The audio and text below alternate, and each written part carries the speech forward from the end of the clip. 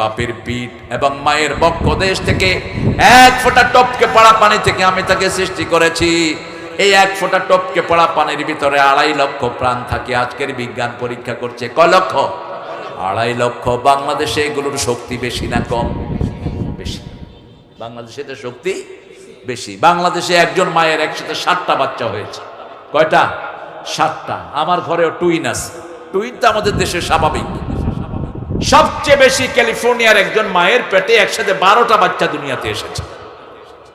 এখন আমাদের যেই ভাইরা ফ্যামিলি প্ল্যানিং এ বিশ্বাস করেন, তোরা আল্লাহ এই আয়াতকে অস্বীকার করস।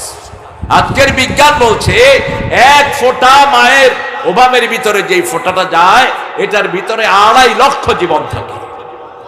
আরো আসতে কর না সুবহানাল্লাহ। এটা থেকে বাছাই করেন কে? আল্লাহ বাছাই করেন। কাউকে ছেলে দেন, কাউকে মেয়ে দেন, কাউকে ছেলেও না মেয়েও।